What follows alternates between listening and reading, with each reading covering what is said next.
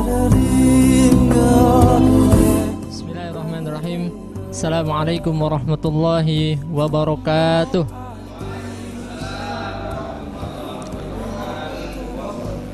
Bismillah, walhamdulillah, wala hawla wala quwata illa billah. Asyhadu an la ilaha illallah wahdahu la syarikalah, wa asyhadu anna Muhammadan abduhu wa rasuluhu la nabiyya ba'dah.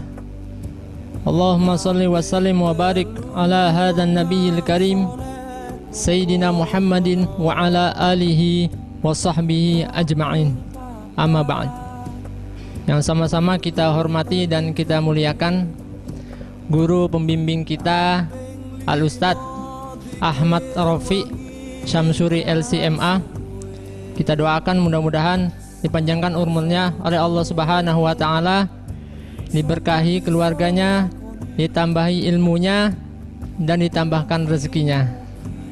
Juga tidak ketinggalan pada sesepuh kita juga yang udah hadir di sini. Ya, nggak lupa ada Bapak Haji Arsudin, ya, dan juga kepada Bapak Nuridin. Ya, kali ini sesepuh dia pangkatnya ya.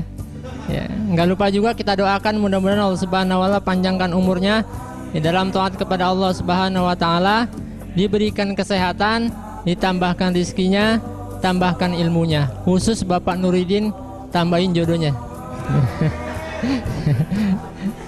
Mau Pak? Kalau suatu saat Allah kabulin, mau Pak? Ini yang aminin orang soleh semua nih, ya. Yang aminin orang soleh semua. Ya, kalau nggak mau kasih saya aja, Pak. Baik, hadirin jamaah yang dirahmati Allah Subhanahu wa taala. Kalau di pertemuan yang lalu saya masih membahas tentang permasalahan hati, maka pada pertemuan kali ini saya juga masih membahas tentang masalah permasalahan hati. Minggu yang lalu tentang hal-hal yang merusak, jadi diantaranya dengki. Namun kali ini saya akan membahas masih seputar masalah hati, tapi berkenaan dengan hal-hal yang menyelamatkan. Jadi kalau kemarin hal-hal yang merusak, kali ini hal-hal yang menyelamatkan. Nah, banyak beredar persepsi di tengah masyarakat, ada suatu peristiwa apabila seseorang melaksanakan suatu pekerjaan atau amal ibadah, kemudian dia mendapatkan imbalan tertentu, maka banyak orang yang menilai bahwa seorang tersebut tidak ikhlas.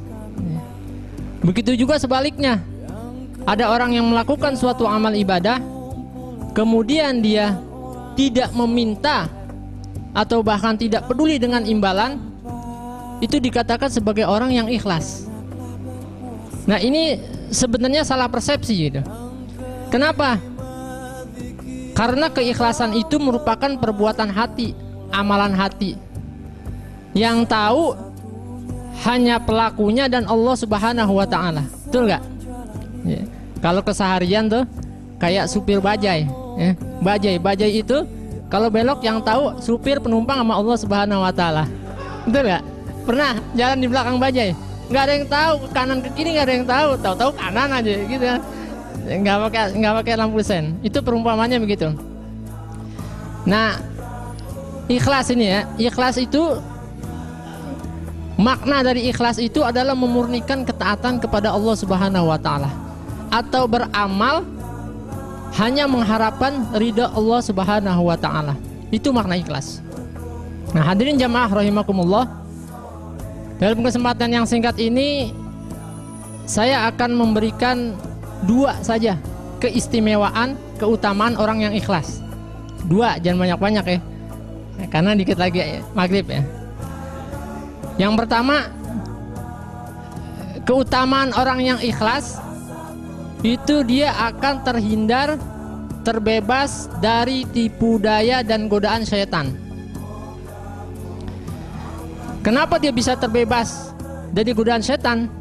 Di dalam kitab Minhajul Abidin, ya, di situ dikatakan strategi syaitan di dalam menggoda manusia ada 3.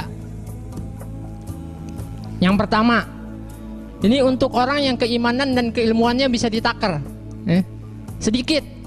Setan menggunakan strategi direct selling bahasanya, langsung tanpa ada ngaling-ngaling. Jadi kalau kita lagi ada orang yang sedang berdagang mendengar sholat zuhur, Allahu Akbar, Allahu Akbar. Nah itu setan langsung ini tahu nih orang nih keimanan keilmuannya sedikit nih, langsung aja digoda. Udah lo nggak usah sholat, ngapain sholat? Nggak bikin kayak si Ahok yang matanya sipit kagak sholat kayak, ya kemudian lu lanjutin dagang. Nah orang yang begini nih, orang yang begini langsung tergoda, dia nggak akan sholat. Itu strategi setan. Kemudian yang kedua, strategi yang kedua itu golongan orang yang keimanan dan keilmuannya udah lumayan. Ya kayak kita nih ya, semester 7 nih ya. Semester 7 nih udah lumayan dah ya. Kalau setan pakai strategi yang pertama nggak mempan.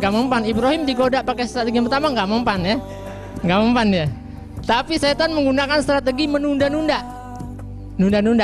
Ya kalau ada azan subuh, Allahu Akbar, lagi enak tidur kan, kata setan ntar aja, tanggung baru azan belum komat, ya gitu kan. Lanjutin tidur kan. Nah begitu komat selesai, tarim di luar masih dingin, ntar aja, ntar kalau udah salam akhir baru ente bangun, siangan dikit, enak sholat, ya gitu kan. Mata masih sepet, di luar hujan lagi. Nah Ibrahim kegoda, strategi yang kedua, dia tidur kesiangan, bangun jam 8, nggak sholat, berhasil setan. Nah strategi yang ketiga nih, ini untuk orang yang keimanan dan keilmuannya ini udah kuat, udah mantep. Udah strategi yang pertama nggak bakal mempan, yang kedua juga nggak bakal mempan. Setan akan menghampiri pintu keikhlasan seseorang, akan dirobek-robek itu pintu keikhlasan oleh setan. Jadi setan ini nggak nyerah kalau menggoda manusia. Dia itu mengharapkan agar manusia itu menuju kepada keburukan. Kalau dia nggak mampu, intinya dia bagaimana supaya anak Adam ini ketika beramal ibadah nggak ada artinya di sisi Allah Subhanahu Wa Taala dan nggak bakalan ada imbalannya. Intinya itu, endingnya itulah setan. Jadi setan pakai strategi yang ketiga. Kalau tadi sholat subuh menunda-nunda kesiangan, kali ini siapa contohnya? Tony ya, kayaknya keimanannya udah mending nih, udah kuat gitu kan. Sholat subuh, Tony biasa bangun jam 4 ya kan, udah siap-siap, udah rapi, pakaian udah wangi, mau sholat subuh denger azan. Setan strategi pertama nggak mempan, kedua nggak mempan, biasa bangun jam 4. Setan goda, kata setan, Ton, no di depan gang no ada rumah Pak Haji Romli no, dia punya anak cakep gitu kan.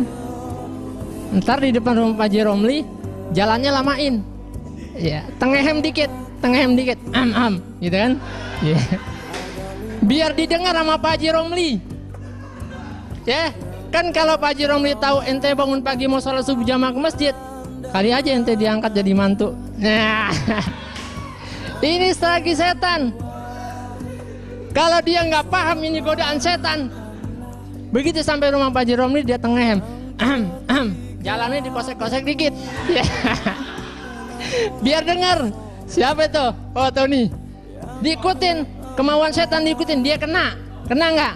Kena. Akhirnya dia pergi ke masjid bukan karena untuk mengharapkan ridha Allah Subhanahu Wa Taala, melainkan mengharapkan diangkat mantu sama Pak Haji Romli.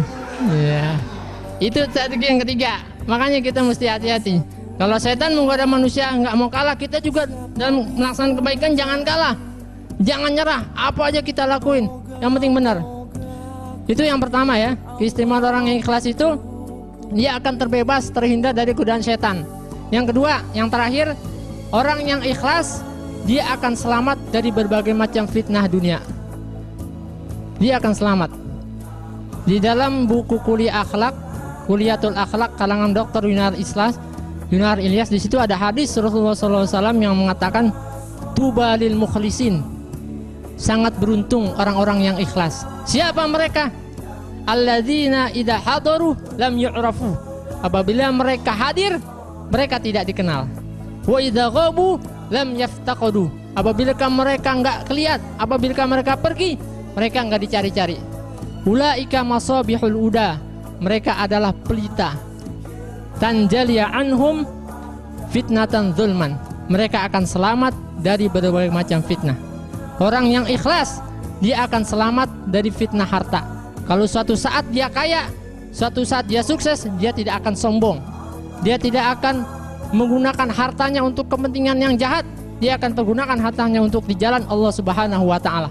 Orang yang ikhlas Kalau suatu saat dia mencapai suatu kedudukan, suatu saat dia menjadi pejabat, dia tidak akan berbuat semena-mena. Dia akan pergunakan jabatannya untuk kepentingan umat. Dan orang yang ikhlas, dia akan selamat dari fitnah wanita. Dia tidak akan terjerumus ke dalam perzinahan. Naudzubillah, tsumma naudzubillah. Jamaah hadirin rahimakumullah, demikianlah uraian saya tentang keistimewaan orang yang ikhlas. Ya, mudah-mudahan Allah Subhanahu wa taala menjaga dan memelihara hati kita agar senantiasa ikhlas di dalam beribadah kepada Allah Subhanahu wa taala. Terima kasih atas perhatiannya. Mohon maaf atas segala kekurangan. Wal afu minkum. Wassalamualaikum warahmatullahi wabarakatuh. Kaping pisan maca Quran lan maknane, kaping pindho salat wengi lakonono.